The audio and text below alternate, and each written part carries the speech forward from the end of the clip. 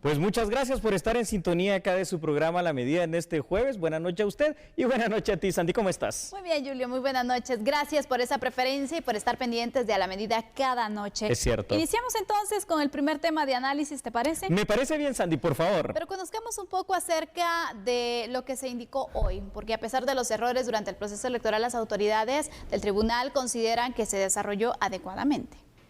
Para el presidente del Tribunal Supremo Electoral, el desarrollo de este proceso de elecciones fue favorable, pues se logró la adjudicación de los cargos de las nuevas autoridades en los tiempos prudenciales.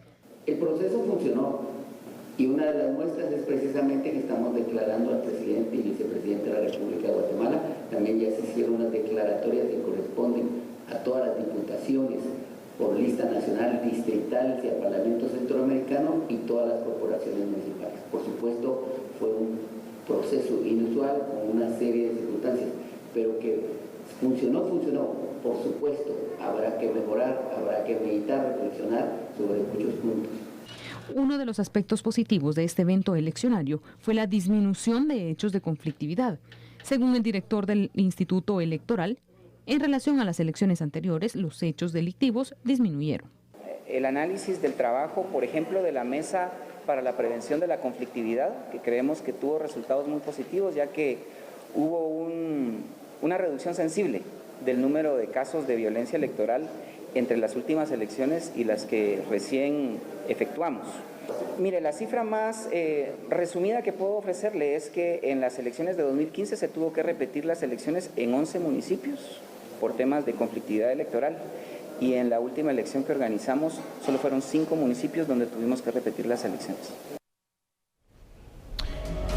Bueno, entonces, ¿te parece, Sandy, si empezamos a hacer el análisis de lo que nos dejó este proceso electoral 2019? Por supuesto. Cosas buenas, quizá, cosas malas, no lo sé, pero a ver, en casa, por favor, a pesar de que todas estas aristas que rodearon al proceso electoral 2019, hoy de manera legal y oficial, se puede afirmar que el actual proceso concluyó. Como todo en la vida existieron, Sandy, aspectos positivos y por supuesto negativos. En su momento la percepción fue altamente negativa, hay que decirlo, por la población, sobre todo en lo que significó la transmisión de datos en la primera vuelta electoral. Contrario a lo que pasó en esta segunda ronda electoral, que mostró un notable, y yo diría que hasta plausible, nivel de mejoría en esa misma transmisión de datos. De igual manera, de una forma pronta y efectiva se logró hacer. Así que el hecho en este momento es de que Guatemala cuenta ya con autoridades legítimamente y popularmente electas, tanto para dirigir el poder ejecutivo como para tomar las riendas del poder local, es decir, las alcaldías 340 y por supuesto ahora los 160 diputados al Congreso de la República que ya están designados. Así que digamos que es un primer balance, pero yo te pregunto, ¿y a ti qué te parece? ¿Qué es lo que nos dejó bueno y malo de este proceso electoral? Yo creo que de las dos. Sí. En un principio lo malo iba gobernando, pero en esa segunda vuelta electoral hay que reconocerlo que el Tribunal Supremo también, hizo su trabajo y, agilizó mucho el sistema, los resultados y demás. Sí. Lo que nos hacía falta únicamente era que oficializara y ya nos estábamos preguntando cuándo lo haría, porque sí se estaba tardando. Sí, ya se había tardado bastante para oficializar estos datos, sin embargo, el día de hoy ya están y entonces ya podemos decir oficial y legalmente ahora hay autoridades electas para el periodo 2020-2024, Sí, ¿no? porque hay un acuerdo incluso que ampara esta adjudicación de cargos. Es correcto, Sandy, es correcto. Y obviamente, pues, aunque son muchísimos los cargos de elección popular, como los mencionamos, cabe el que se destaca siempre, como en cualquier elección, es quien gana, en este caso, la presidencia de la República. Para el caso del periodo que estamos hablando, se refiere precisamente a la ahora ya presidente electo en esa condición legalmente, Alejandro Yamatei Falla. Por supuesto, ya que estamos evaluando y que tú eres el experto también en estos temas, Julio, ¿cómo ves tú el resultado? El tribunal dijo, aquí están los datos, pero también aceptó que hubo errores. ¿Cómo lo viste tú en general? Yo creo que, digamos, de una manera global, te he de decir, Sandy, Lo bueno es que tuvimos elecciones y que las autoridades ya están electas. Claro. Pero en el camino, Sandy, de verdad fue un largo checklist de cosas que no estaban saliendo bien, de cosas que fallaron en su momento, de cosas que no se programaron, de situaciones como los observadores electorales de la Unión Europea que nunca llegaron por las faltas de invitación, Sí. del tema de que retrocedimos, al menos en la primera vuelta, con la transmisión de datos informáticos y con un error denominado factor 21 que ya todos conocemos.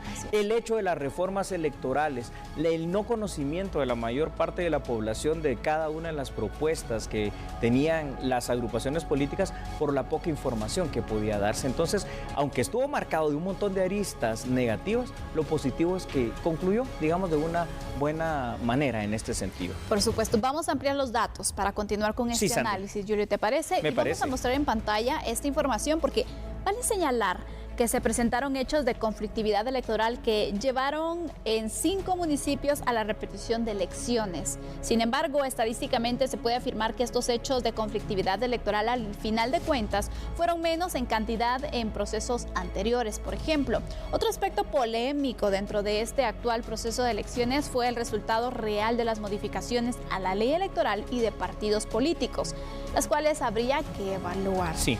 Y el aspecto comunicacional, sobre todo en la primera vuelta, también presentó debilidades que fueron siendo superadas al final de buena manera en la segunda parte del proceso, afortunadamente.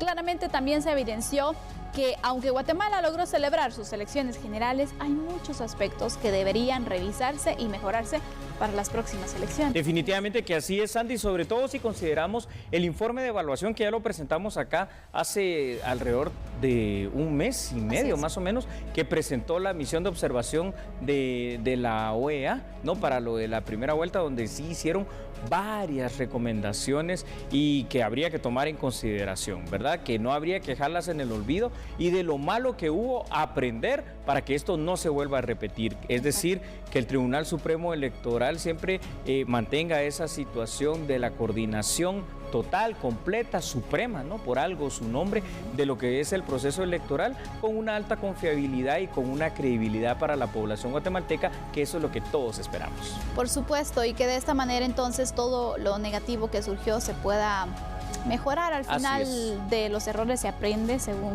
se indica, y ojalá que así sea. Pero a manera de conclusión, ¿cuáles serían los puntos básicos que tú crees que se debería mejorar de todos los errores que se marcaron en esta jornada electoral? Claro que sí, Sandy. Yo creo que el primer aspecto a mejorar, a revisar y a cambiar si es necesario, particularmente creo que habrá que cambiarlo definitivamente, pasa por las reformas electorales a la ley de partidos políticos del 2016. Resultaron ser bastante infructuosas, más bien te diría, resultaron ser un cortapisas para conocer mucha información por parte del electorado. Y fuera de esto, pues yo creo que hay que prestar ahora más que nunca atención para el próximo proceso electoral en aspectos desde el sistema informático, que no puede volver a suceder esto en la historia política guatemalteca, como también en la mejor comunicación por parte del Pleno de Magistrados hacia los fiscales de los partidos políticos, hacia los medios de comunicación social, hacia la población en general, por mencionar algunos aspectos. Trabajo hay por hacer, pero bueno, de las cosas buenas y malas que se dieron, lo más rescatable, bueno, oportuno, es que tenemos autoridades electas y eso, quiera que no, pues nos sigue dando una historia de vida republicano-democrática positiva. Ahora bien, también queda la duda, y esta pregunta se planteaba por uno de los seguidores de los televidentes de A la Medida. Dime. Indicaban, bueno, ya que terminó el proceso, ya que hoy se oficializó que finalmente se cuentan con presidente, vicepresidente y los demás cargos. Así es. ¿Ahora qué va a hacer el tribunal? Bueno, ahora el tribunal debería estar ya trabajando primero en hacer la evaluación propia de lo que falló, por qué falló, y un informe en hacer ya los preparativos para cuando ellos dejen ese cargo, porque ya dentro del otro año prácticamente habrá un cambio del Tribunal Supremo Electoral, poder hacer una buena transición de esas capacidades o conocimientos o lecciones aprendidas, tal vez más que todo que tengan, y eventualmente pues aquí también habrá otra cosa que hacer, fuera de lo que ellos hagan en su trabajo en sí, porque pareciera que no es mucho, aunque debería de de serlo, también quedará ver los procesos pendientes de investigación allá en el Ministerio Público, si llevan y determinan a que se investiguen ciertos aspectos más o si solamente quedó hasta donde nosotros lo vimos. Sea como sea, creo que de la historia de los tribunales supremos electorales que ha tenido Guatemala, esta ha sido la más tortuosa en ese sentido. Y polémica, por supuesto, que también se han generado. Así que vamos a concluir con este primer tema de análisis, Julio, porque tenemos que hacer una pausa, pero adelántanos, ¿qué se viene después del corte? Sandy, es una cosa impresionante. A ver, un soldado del ejército de Guatemala fue condenado por un delito grave, gravísimo, el delito de violación. ¿Qué te parece? Cuando regresemos de la pausa, analizaremos este tema y le daremos detalles al respecto. Por favor, siga con nosotros. Así es, somos a la medida. Es momento de abordar nuestro segundo tema. Hoy, instituciones que velan por los derechos de niños, niñas y adolescentes ven de manera positiva el fallo del Tribunal de Sentencia Penal de Retaluleu en contra del ex soldado Wilber Barrios Castellanos, quien fue hallado culpable de violación. El director del Refugio de la Niñez, Lionel Dubón, se pronunció en relación a la sentencia por el delito de violación con agravación de la pena en contra de Gilbert Josué Barrios Castellanos, quien en 2016 abusó de una adolescente de 14 años en el interior de un centro educativo en Retaluleu. Bueno, en principio estamos satisfechos con la sentencia, esperemos que la reparación digna sea significativa y realmente cumpla el objetivo de resarcir a la víctima. Como bien se indica, el inicio de este caso fue un poco complejo. Creemos nosotros que los 15 años a los que fue sentenciado el soldado es una sentencia ejemplar, que pone en evidencia que la violencia sexual sigue utilizándose por ciertos actores como una forma de dominación o de sometimiento hacia las mujeres. El funcionario del Refugio de la Niñez comentó que es un precedente la sentencia contra Barrios Castellanos, pero reconoció que es uno de los pocos casos de violencia sexual contra menores que llega a sentencia en los tribunales del país. Creemos que el tema de la violencia sexual, a pesar de sentir satisfacción por estas sentencias, todavía tenemos la justicia cuesta arriba. Los niveles de impunidad en este tipo de delitos sigue siendo alto. Lamentablemente, algunos abogados que defienden a violadores o a tratantes siguen utilizando el mismo sistema para tratar de evadir la justicia.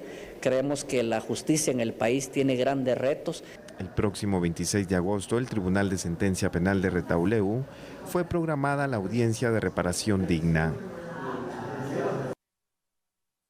Quien se ha hecho, en este caso un ex soldado, Sandy. A ver, vamos a hacer el análisis juntos. Por favor, tome nota, siempre vamos primero a la ley, ¿verdad? El artículo 173 del Código Penal tipifica el delito de violación de la siguiente manera: quien con violencia física o psicológica tenga acceso carnal, vía vaginal, anal o bucal, con otra persona o le introduzca cualquier parte del cuerpo u objetos, y dice otras cosas y luego pasa un párrafo que reza que obliga a otra persona a introducírselo a sí misma, será sancionado, escuche usted, con pena de prisión de 8 a 12 años. En el 2009 fue promulgada la Ley contra la Violencia Sexual, Explotación y Trata de Personas. Y esto también es importante porque esta ley busca prevenir, reprimir, sancionar, erradicar la violencia sexual, la explotación, la trata de personas, y va ligada directamente con lo que hace como trabajo diario la Secretaría contra la Violencia Sexual, llamada SVET.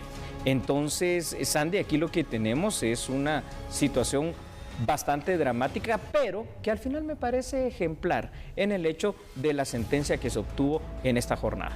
Por supuesto, se habla entonces que este tipo de delitos en ocasiones es difícil de poder condenar o de poder darle seguimiento, porque uno... Son de acción privada. Exactamente, y aparte de eso, no siempre la víctima habla, sino que la mayoría de casos se quedan callados, pero por eso es que hoy varias entidades se pronunciaron al respecto.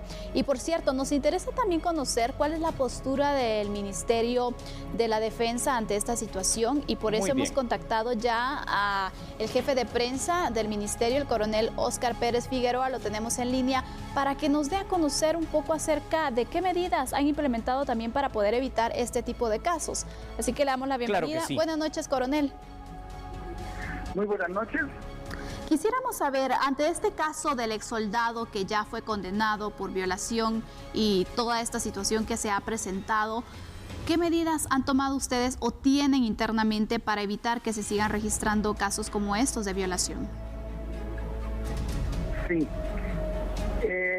Quitemos el término para principiar exsoldado. Él cometió un delito y aparte de ello, ya fue condenado a 1 año de prisión por ser desertor, en donde perdió el título de soldado.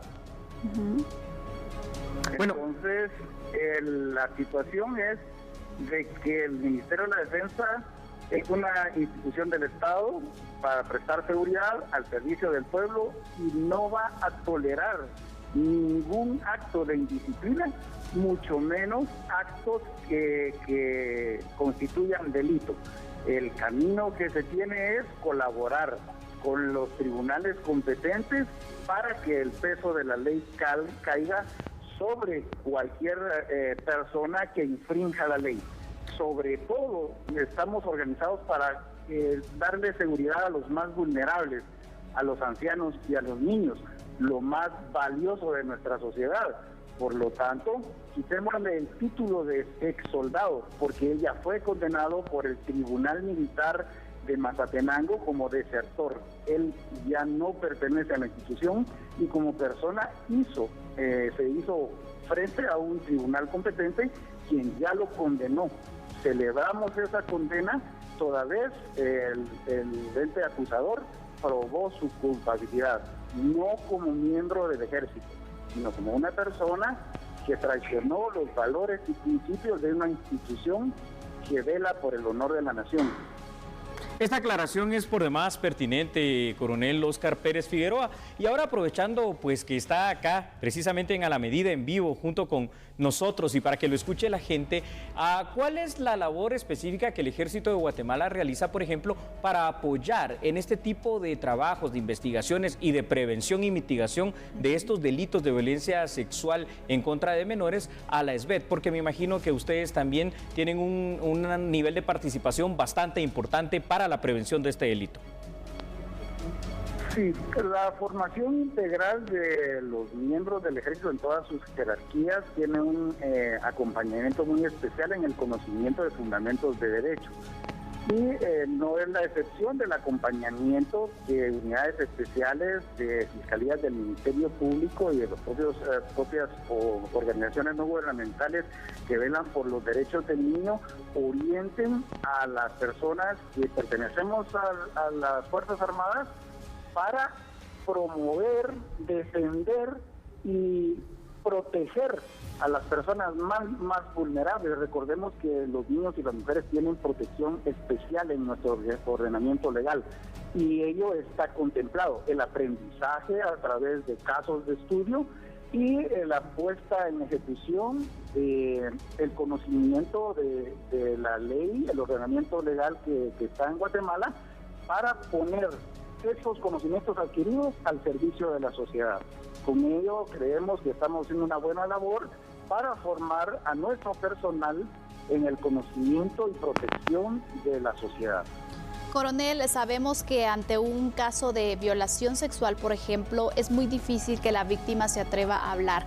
¿Cuáles son los mecanismos o protocolos que ustedes han establecido internamente para que precisamente se den a conocer los casos y cuál es el procedimiento que se toma al momento que una víctima da a conocer lo que está sucediendo y que posiblemente alguien interno esté relacionado, por ejemplo? Sí, la violación constituye un delito.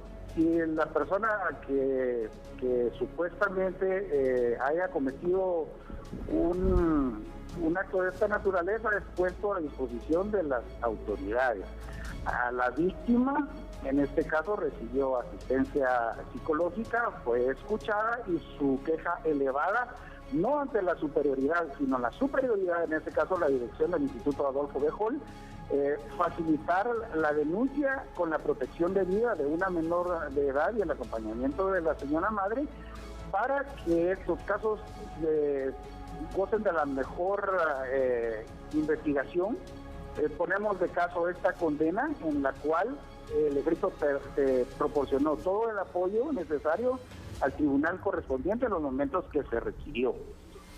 Hablando de la víctima, pues una entidad especial por la edad que tiene la niña, pues recibió el apoyo por parte de entidades especializadas, el acompañamiento de la Procuraduría de Derechos Humanos y a la vez los juzgados de esta naturaleza también ponen a disposición ONGs o clínicas especializadas para reforzar y apoyar la recuperación psicológica de la víctima.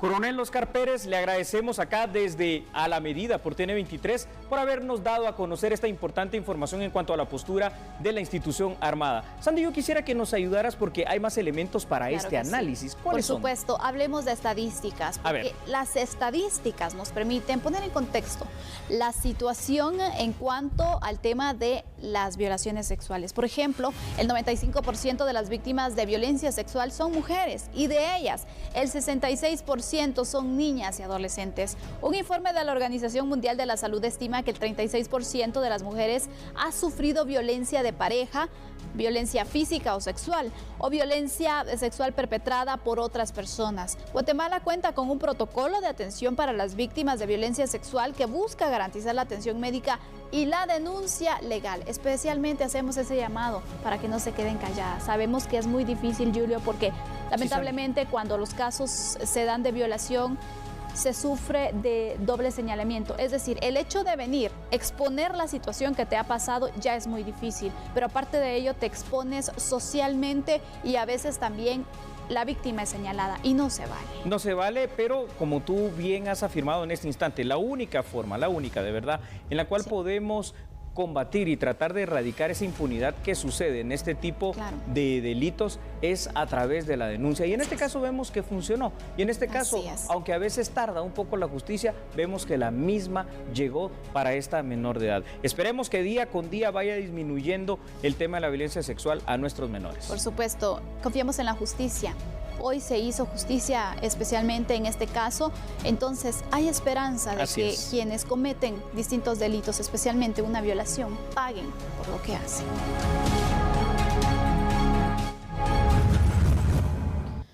Cambiamos de noticias. Durante su participación en el quinto desayuno nacional de oración por Guatemala, el mandatario de la República, Jimmy Morales, se refirió a diversos temas.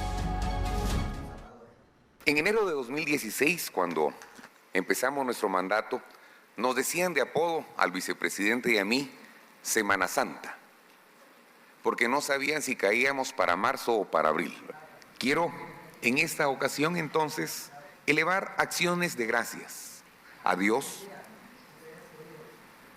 que me ha librado a mí y a mi familia de muchas cosas, persecuciones a todo nivel, calumnias de todo tipo, chantajes y extorsiones de todos o muchos sectores, insultos provocados por envidias, desconocimiento de la verdad o rencores heredados. Cuando alguien tiene fe y principios que no se doblega ante nada. También quiero darle gracias a Guatemala.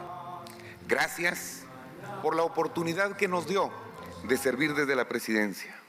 Ese es un privilegio que no tiene nombre. Para lo demás hay tarjeta de crédito, ¿verdad? Es un privilegio. Gracias, Guatemala, por haber confiado en nosotros y delegado esa responsabilidad por ese privilegio tan grande. Y finalmente repito la petición que le dejo al pueblo de Guatemala, que así como han orado por mí, por mi esposa y mis hijos, y han orado por el vicepresidente, su esposa y sus hijos, también oremos continuamente por las autoridades electas. Continuamos con las noticias aquí en A la Medida. Representantes de la Nunciatura Apostólica de la Santa Sede en Guatemala instaron al presidente electo Alejandro Yamatei para atender los temas de pobreza y migración. Siempre hay que desear lo mejor para los nuevos dirigentes que puedan gobernar, implementar las propuestas que se hacen. Yo creo que es fundamental que se deje gobernar, que no empiecen a hacer especulaciones. Hay grandes retos siempre que enfrentar y lo importante es que todas las fuerzas se unen. Yo creo que en este momento el esfuerzo principal es unirse, no dividirse, unirse y buscar soluciones a los problemas fundamentales que son la necesidad de empleo para la gente, fortalecer la seguridad y al mismo tiempo yo creo luchar contra todo lo que entorpece la vida de la gente, sean el contrabando, las violencias, el tráfico de personas, el tráfico de armas, el tráfico de droga. La atención del tema migratorio también debe ponerse en agenda. Que la cuestión de la migración es fundamental. Si la gente se va, no es por gusto, es porque hay una necesidad de encontrar un trabajo.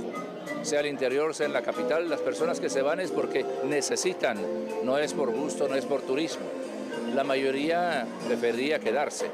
Claro que siempre la esperanza de ganar más, pero fundamentalmente porque no se gana, porque no hay la posibilidad de encontrar trabajo. Por lo tanto, desarrollar posibilidades de trabajo, desarrollar oportunidades de empleos es fundamental.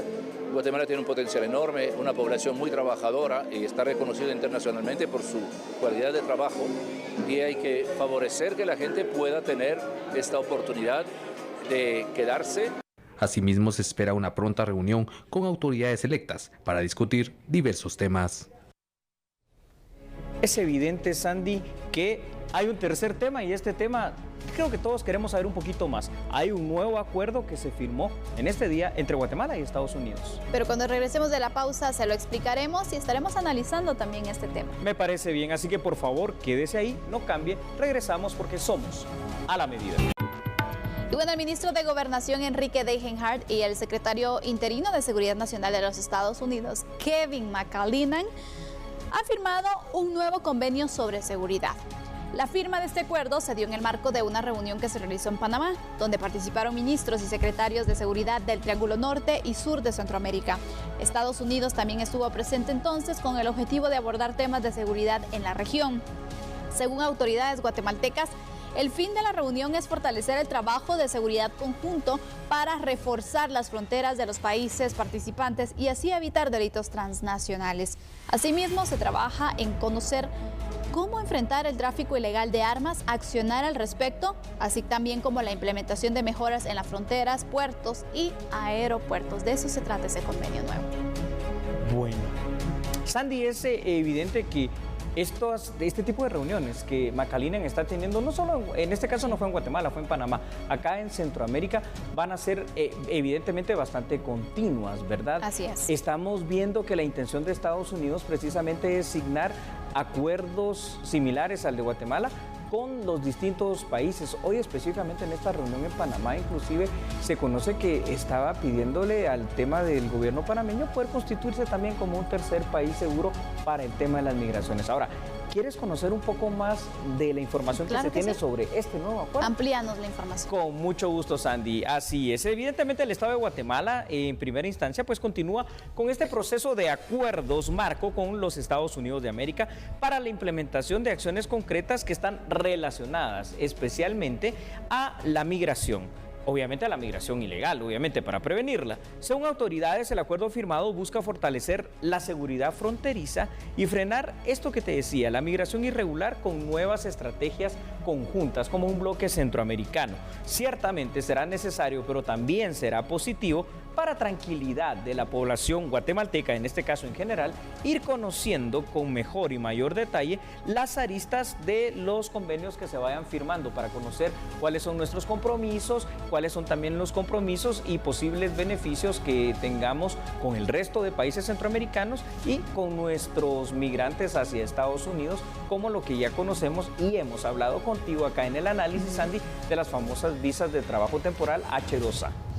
A mí me llama la atención el hecho del enfoque de seguridad que se le da ahora a este nuevo convenio en cuanto a reforzar las fronteras, puertos y aeropuertos, porque hemos visto cómo esto se ha utilizado para el tráfico ilegal de droga, por ejemplo, y no sabemos qué más se está traficando. Allí es una situación muy importante. Lo que se conoce en la firma del convenio del día de hoy es precisamente para reforzar las fronteras, ¿no?, de Guatemala y Centroamérica, para evitar problemas que son transnacionales. A ver, tú lo dijiste muy bien, el tráfico de drogas, evidentemente que sí, pero la trata de personas, también, que es un fenómeno, la esclavitud del siglo XXI, y el tráfico ilícito de armas, que por esta región centroamericana pasan mucho con distintos destinos. Entonces, parece algo positivo en ese sentido. Ahora, como te digo, es todavía demasiado pronto para conocer todos aquellos puntos en los cuales pues obviamente podemos tener o algún compromiso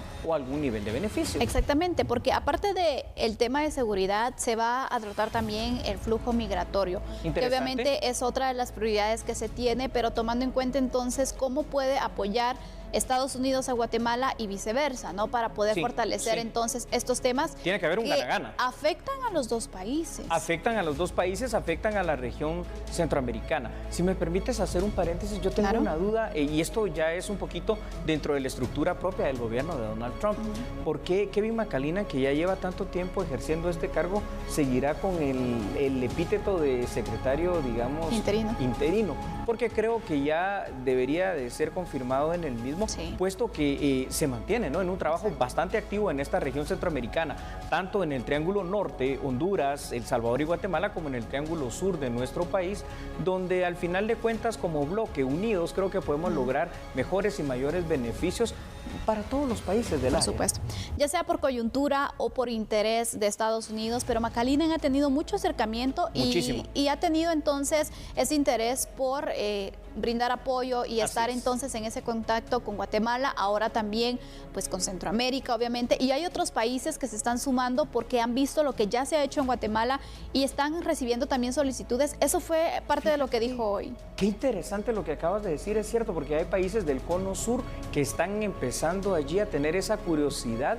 y esa situación de cosquillitas de qué es lo que está pasando en Centroamérica. Nosotros también quisiéramos estar presentes en esas reuniones, países tanto de las Antillas como de Sudamérica, incluyendo a la misma Colombia. Entonces, esto no deja de ser importante porque nos podemos convertir en una especie de referente para seguramente muchos acuerdos que vendrán con varios países latinoamericanos. Pero tenemos otros datos, Julio, para poder mostrárselos a ustedes y ampliar este análisis. Hay que tomar en cuenta que la firma del acuerdo se dio en marco de una reunión que se realizó en Panamá entre ministros y secretarios de Seguridad de Centroamérica y Estados Unidos. Según el Ministerio de Gobernación, en la reunión se busca fortalecer el trabajo de seguridad conjunto para reforzar las fronteras de los países participantes y evitar los delitos transnacionales. También se afirmó que se trabaja para detallar cómo enfrentar el tráfico ilegal de armas, implementar mejoras en las fronteras, puertos y aeropuertos. Cuando hablamos, Julio, de los delitos transnacionales, ya hemos mostrado entonces el tráfico de personas, el tráfico de armas, de drogas. ¿Qué más podría tratarse? Yo creo que básicamente para el Triángulo Norte sería eso, pero yo quiero rescatar algo con la expresión que tú diste. Delito transnacional. Si el delito es transnacional y no conoce fronteras, los estados deben de actuar de manera transnacional también. Y por eso este tipo de acuerdos donde nos veamos como un conjunto de países centroamericanos luchando por un mismo objetivo, creo que será positivo. Bueno, esto lo tiene usted ahí para su conocimiento y para que continúe con su análisis propio en la casa.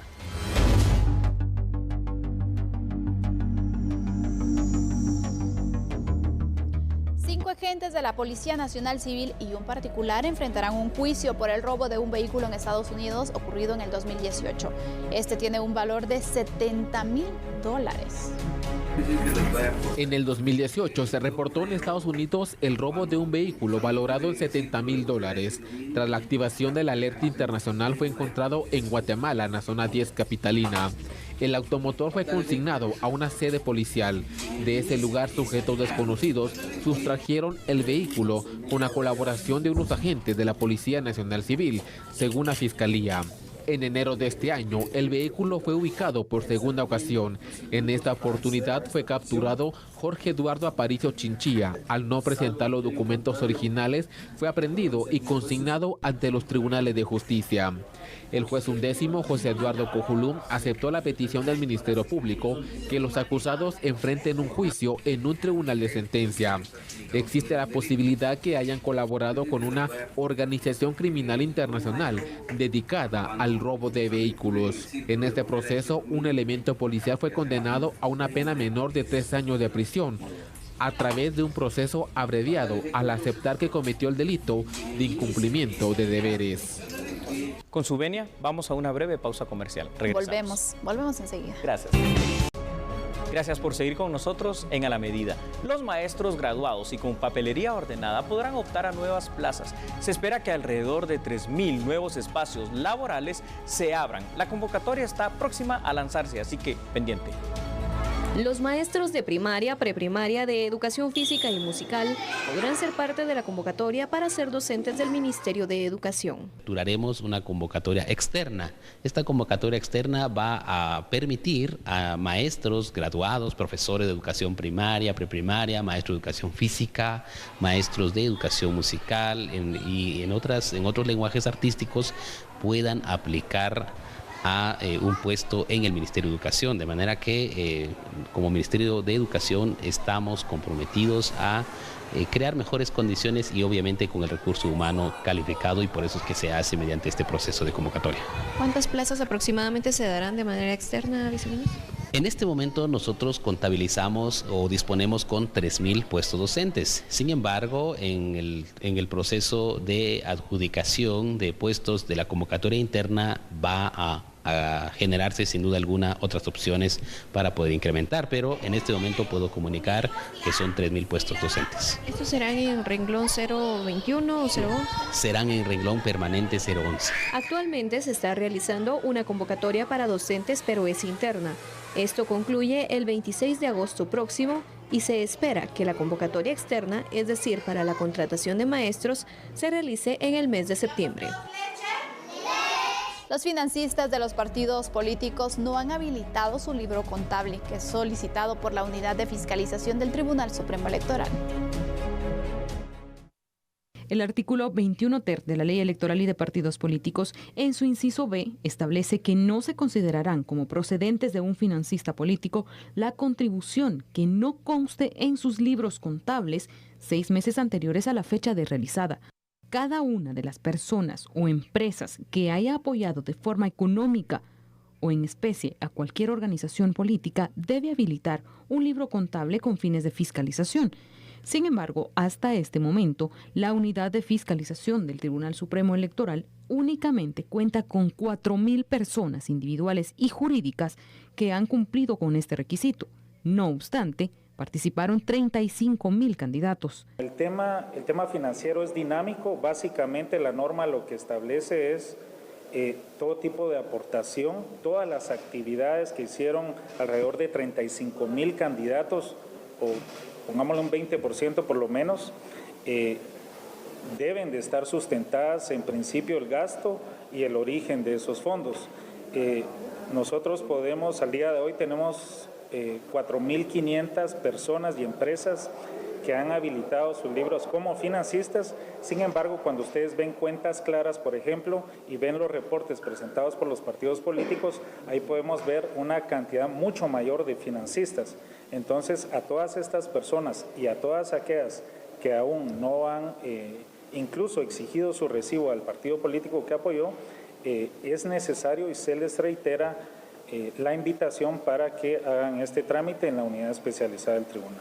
En el mismo artículo, pero en la literal K, la ley explica que el incumplimiento de estas normas conlleva la aplicación de sanciones para los partidos políticos, pero también para las personas que den aportes a estos. Incluso podría generar la cancelación del partido político.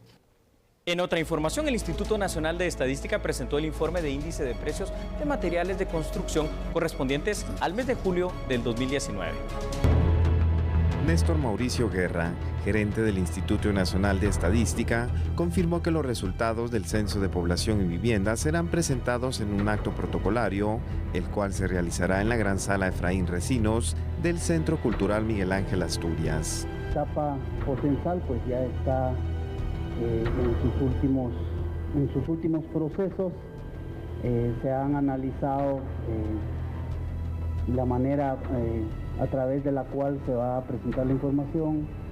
Ya se ha avanzado mucho en la elaboración de los productos censales, y respecto a la fecha de presentación de los resultados del censo, pues se ha definido que entre la semana del 16 y el 20 de septiembre en el Teatro Nacional se hará la presentación de los resultados principales de los censos nacionales de población y vivienda.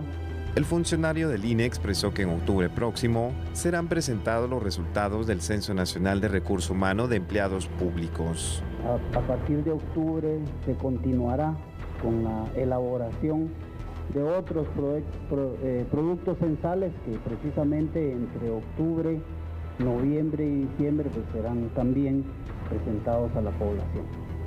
El Censo de Población y Vivienda reportó un costo de 348.2 millones de quetzales. Hemos finalizado, pero lo esperamos mañana a las 9 de la noche. Que descanse. Hasta mañana.